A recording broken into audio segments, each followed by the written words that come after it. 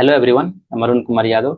Video के इस series में हम लोग देख रहे हैं त्रिभुज, जो कि चैप्टर 6 है।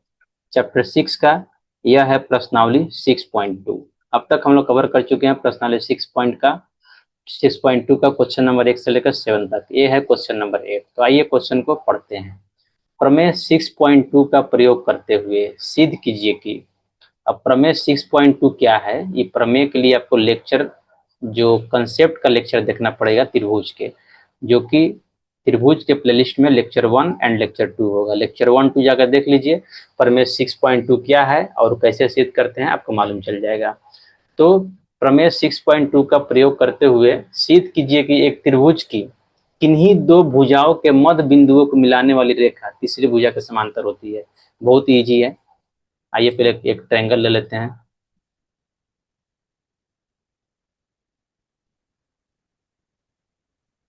तो यहाँ पे कह रहा है, तो मान लेते हैं यहाँ पे हम कि त्रिभुज की किन्हीं दो भुजाओं, मानते हैं त्रिभुज ए है, बी है और सी है। त्रिभुज की किन्हीं दो भुजाओं ए बी और सी को मान लेते हैं मध्य बिंदु। इसका मध्य बिंदु मान लेते हैं पी है, इसका मध्य बिंदु मान लेते हैं क्यू है।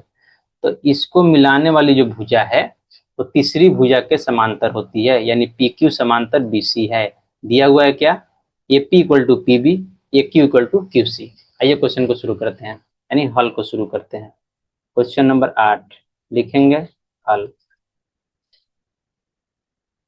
माना कि लिख लेते हैं पहले, क्योंकि त्रिभुज हम अपने से लिखे हैं। माना कि त्रिभुज ए बी सी में पी तथा क्यू बिंदु या बिंदुएं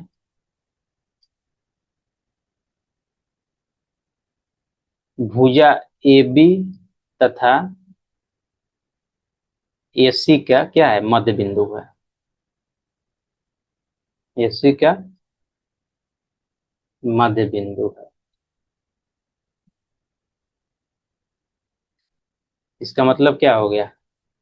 ए पी इक्वल टू क्या है? पी बी तथा A Q equal to Q C. यानी जो ए पी है ई वाला और पी बी ई वाला बराबर है, और ए क्यू और क्यू सी क्या है? बराबर है। ये दिया हुआ है। तो हमको सिद्ध क्या करना है? एक बार उसको लिख सकते हैं, मन है आपको तो सिद्ध करना।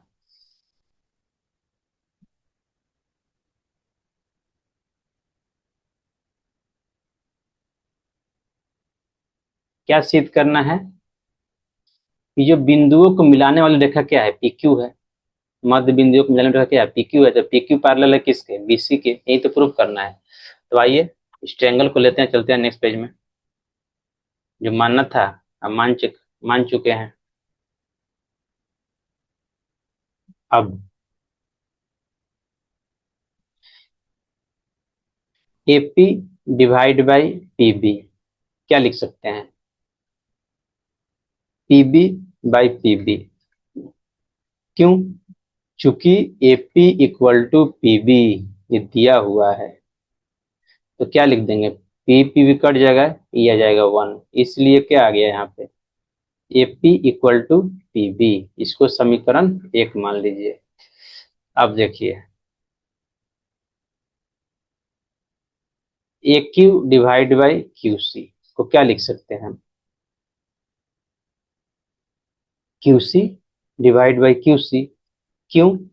क्योंकि A Q equal to Q C है। तो ए क्यू की जगह पे हम क्यू सी रख दिए, तो ये कट जाएगा, ये हो जाएगा 1। ये हो जाएगा 1। इसलिए यहाँ क्या आ गया? ए क्यू बाई क्यू सी। इसको इक्वेशन 2 मान लीजिए। अब समीकरण 1 और 2 से हम क्या लिख सकते हैं? समीकरण 1 और 2 से क्या लिख सकते हैं? A P by P B equal to 1 है, A Q by Q C equal to 1 है, तो दोनों आपस में बराबर हो जाएगा।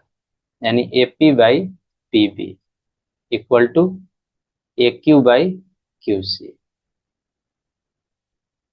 अब इसको क्या करते हैं?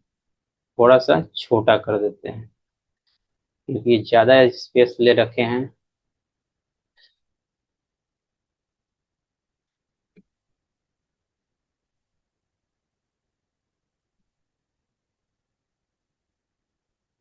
इसको क्या मान लेते हैं, इक्वेशन 3 मान लेते हैं। ठीक है, देखिए अब त्रिभुज ए बी सी में क्या मिल गया हमको, A P divide by P B equal to A Q divide by Q C. कहाँ से, समीकरण 3 से, समीकरण 3 से हो गया। इसलिए हम क्या लिख सकते हैं, पी क्यू पैरेलल है बी सी के। कहाँ से लिखे हैं ये हम, ये लिखे हैं प्रमेय 6.2 से, यानी यहीं पे बोल रहा है कि प्रमेय 6.2 को यूज करके प्रूफ कीजिए।